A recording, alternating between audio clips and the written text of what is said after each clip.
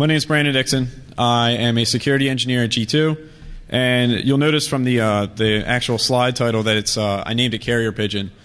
This is a project that I started as a joke 2 years ago. There, I wanted to annoy a friend, and the Carrier Pigeon name is more of a delivery method, so to speak. It's not an actual exploit. It's not me packing headers, nothing like that, nothing adjusting the actual SMS message. It's using the SMS implementation as a vector to deliver malicious links, possible malicious code, spam, and things along those lines. So, two things I'm going to be talking about. One is abusing the short mail implementation that is offered by the carriers, and the second one is going to be bonding XMPP names with legacy instant messaging clients to actually reach out to phones. So starting with the short mail, the second you have an account or some service with your mobile provider, your number is automatically associated with an email address. This email address automatically turns you into a victim. All you have to have is text messaging enabled. When somebody actually has your number and the carrier that you belong to, they can send a message to that number, that address, and the message will make it there without a problem.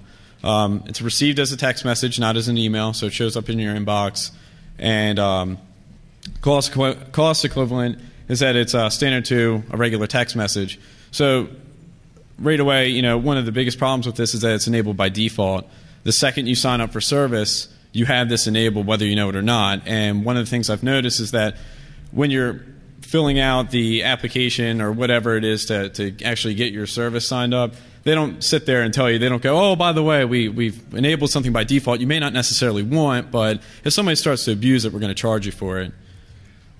So kind of attacking short mail, you have the conventional spamming techniques that are already out there today. You have the mass mailers, which, email, you get flooded, you get in spam all the time. So the only thing that spammers and mass mailers have to do is actually change the target list in which gets inputted into these mass mailers. So I'll get more on that later about actually creating those actual victim lists. So another thing that spamming technique that you can use with this short mail attack is that you can actually spoof the source address. From some of the carriers that I have talked to, they don't actually concern themselves with the source because they're more concerned with the content, which makes sense. But at the same time, an average user getting a message from president at the White House or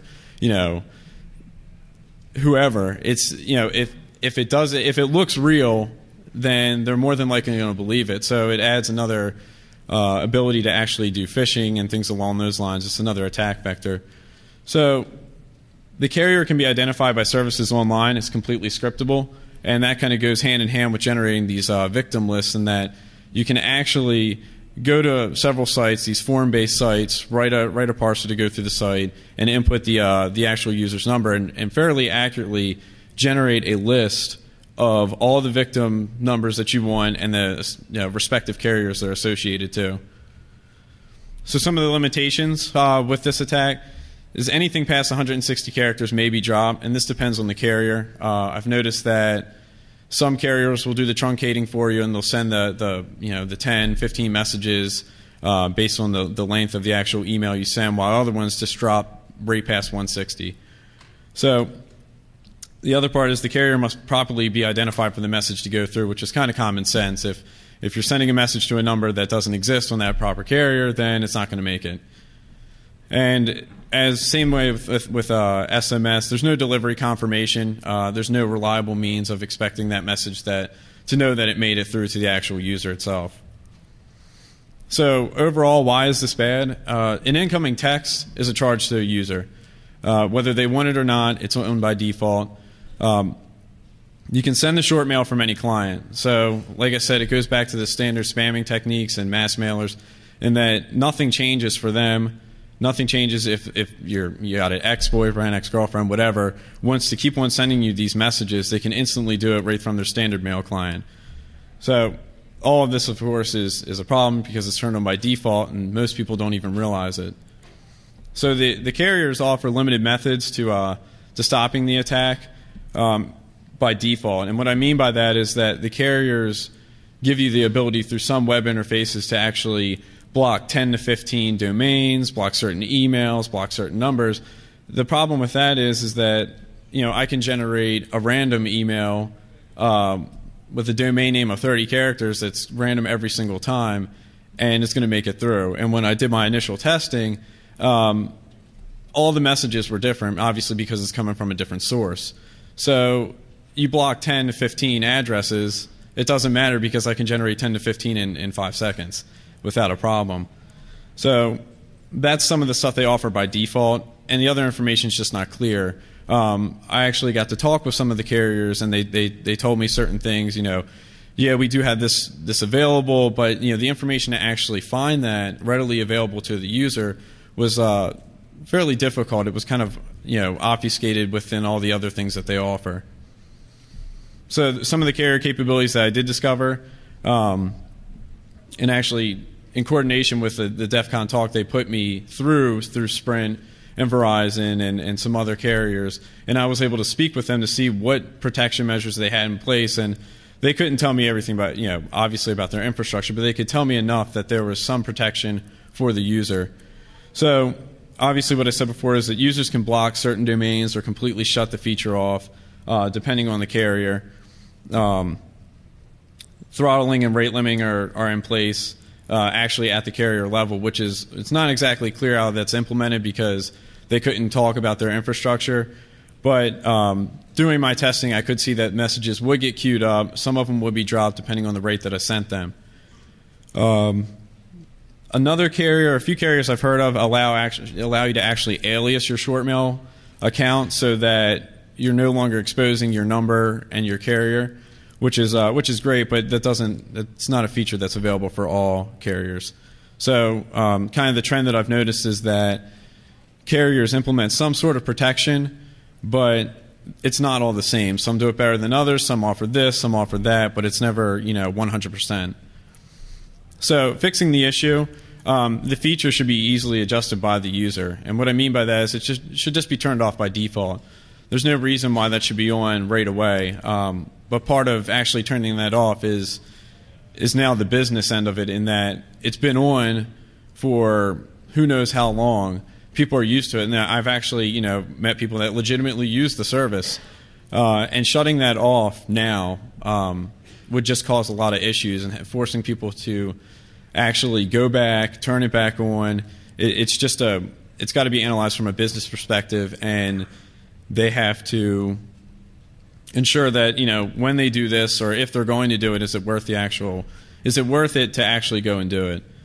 So one of the other things that I noticed given throughout the carriers was that more power should be given to block unwanted messages by default. And what I mean by that is that some of these carriers, like I said, 10 to 15, and that's it. And the rest of it, you actually have to go to the carrier, deal with them directly, and say, hey, I got a special case.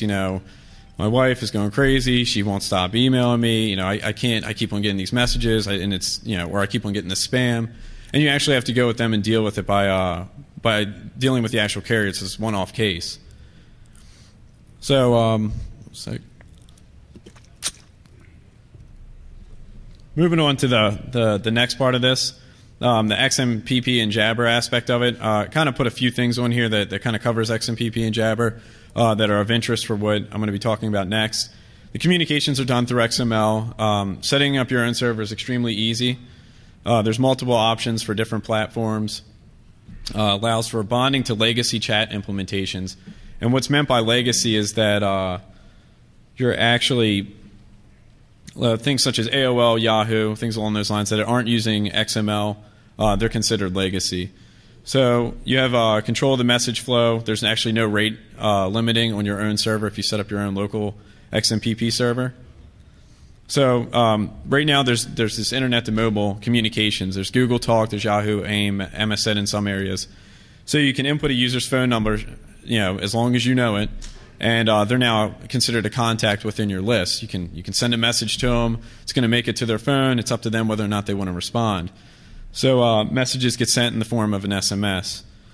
So what's new? Obviously, this is nothing new. Google forces some of these implementations have been done correctly. Google, for one, forces a user to respond after a chat's initiated. If there's no response after a few messages, you have no more talk with that person until they respond later on. Yahoo also forces a user to respond after a chat is initiated, and they actually perform some throttling in place, whereas Google doesn't. So AOL, on the other hand, does not force a user to respond back once a chat is initiated, but they do some throttling, which is easily bypassed. So moving on to abuse AOL, the rate limiting is imposed when sending messages too fast.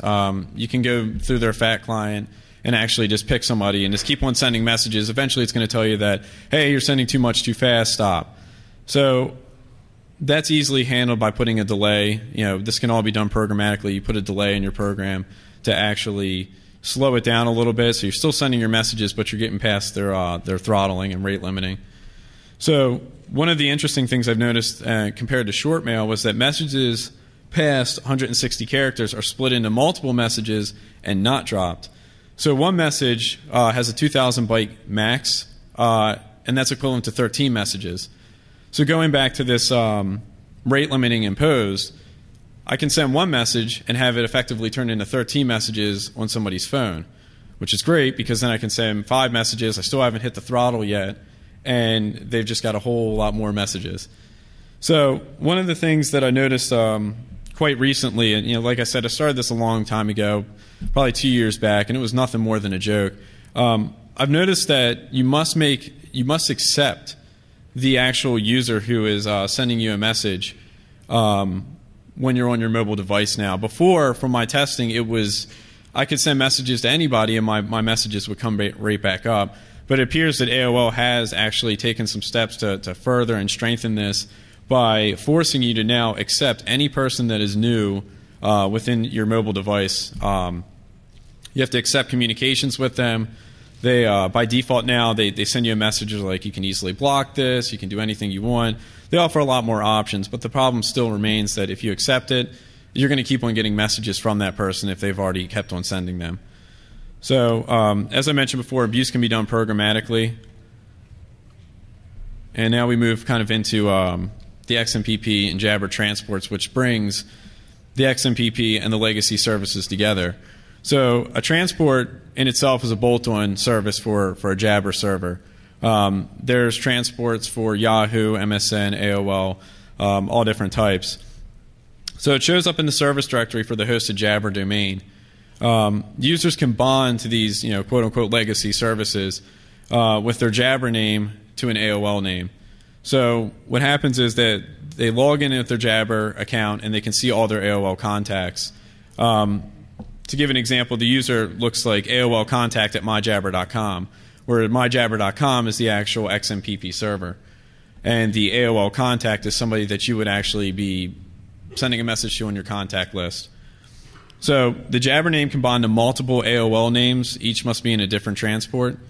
And there are plenty of public transports available. So one of the benefits that I had doing all this testing was that a lot of places in Europe and other countries openly have public transports available that you can connect to and bond your names to. So when I was doing my testing, there was no way I was doing it from my local box. It was always from Brazil or Norway or the Czech Republic. And those, they're getting hits all the time. So more than likely they're not keeping logs. More than likely they don't care who goes on their server. So it's just another way to obfuscate your traffic and another loop that you can push all your messages through. So now, kind of tying everything together, phones and Jabber. You can have an internal Jabber server set up with an AIM transport service. This could be local, or you could use, like I said, one of the public transports. You bond your Jabber account with your AOL account, and you send messages to the phone using your internal Jabber account or your public Jabber account. The connection, bonding, and authorization can be done programmatically, so you don't actually have to have a FAT client available to you. There are some messengers that actually do this. PSI is one of them, but I quickly realized that using a FAT client just to bond my name was going to be pointless, and it was better to actually go find out how to do this programmatically. So the XMPP spec's readily available. They tell you how to do it. They have the code there. All you have to do is send the messages to the right server. It consumes it, does everything you need it to do. So now, moving on and abusing phones with all of this, You can effectively generate a phone list. You have whatever number you want. When I was doing my initial testing, I generated numbers for my local area codes for both the 443 and the 410 to have everybody's number, whether they were a cell phone or not, in that list. I then need to generate an AOL account list, and you must own these. I'm sure there's plenty of ways out there to get those. You can read through the list and send one giant message per number. So effectively, I'm reading in each number and sending one message that may be equivalent to 13 messages. And what that does is it bypasses the rate limiting, because there is none on XMPP. So I keep on going, scrolling through all my numbers. And then AOL is never going to push any throttling, because I'm never sending more than 5 messages to the end user. So when I did my testing between 2 XMPP services, I was able to send 1,000 messages per second. Obviously, there is the potential that you could overload some networks and whatnot, but I mean that was put no load on my server at all. Messages went through without a problem. So you can also send multiple messages to one number, but like I said, you got to add that delay in there to avoid any throttling on AOL's end. So the limitations, obviously AOL is a single point of failure. The public transports, there's plenty of them out there that you can bond to. Rate limiting is a pain to deal with. The phone carriers seem to queue up messages. They have limited bandwidth on the channels. So some messages could be dropped, in my experience, depending on how you send them, they will be dropped in some cases. And AOL provides support to combat against these spam and allows users to block these messages now. So why is this bad? You can send messages at a high rate of speed. Some transports have support for SOX proxies such as Tor, so you can push all your traffic and messaging through Tor and be completely anonymous. The public transports are often found in other countries with a large user base. It's good for hiding. And all attacks can be done programmatically without interaction. So fixing the problem, AOL's done a pretty good job so far, but they kind of need to push their implementation a little bit better and force it so they kind of fall in along Yahoo and Google, and that the user has to respond back before any chats can actually continue. Like I said, the protection's gotten better since I began testing. They had AOL has 2 servers, Oscar and Talk, and the Talk servers no longer appear to support the internet to mobile communications. I don't know why that was shut off, but coincidentally I noticed this when I was doing a month-long testing of a couple of friends. So I don't know if I was attributed to that, but it's definitely shut off now, and I still check it every now and then. So bringing everything back full circle, why does this all matter? The user is at risk with limited ways to fight against the attack. It depends on the vendor. In this case, it's the cell carriers and AOL. And the cellular networks are potentially at risk for targeted attacks that could affect their services. Time has shown that vendors are fixing things, and that's all that we're concerned about. And I hope that it can only get better and protect the user. So I know I have a demo marked down on here, and I think you guys are going to hate me, but unfortunately I've had having issues actually working the demo. So I can't explain what it was doing at one point in time before I broke it. The web application eliminated dependencies within the libraries. So all this was done on Linux using the Jabber and XMPP libraries. So one of the things I wanted to do with the web application was abstract all that and basically have it so that any person anywhere could just do these attacks. So the web application itself could be easily made into a framework, can be accessed anywhere, and the proof of concept that I had working allowed for bonding of the names, the XMPP names to the legacy services, sending messages through a choice of transports, which would be pulled down real time, sending spoof short mail messages, identifying public transports, and then obviously more could be added.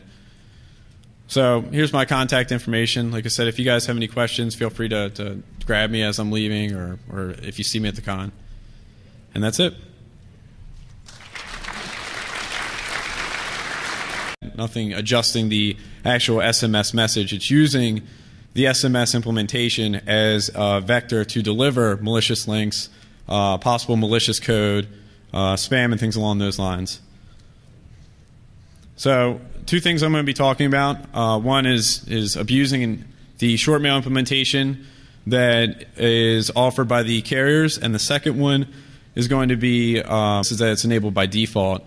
the second you sign up for service, you have this enabled whether you know it or not. And one of the things I've noticed is that when you're filling out the application or whatever it is to actually get your service signed up, they don't sit there and tell you, they don't go, oh, by the way, we've enabled something by default you may not necessarily want, but if somebody starts to abuse it, we're going to charge you for it.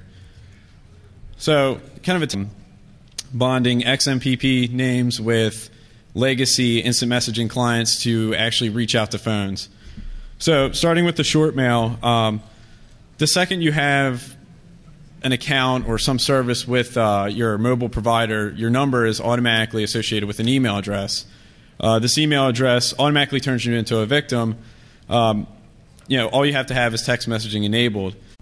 My name is Brandon Dixon. I am a security engineer at G2, and you'll notice from the actual slide title that it's I named it Carrier Pigeon.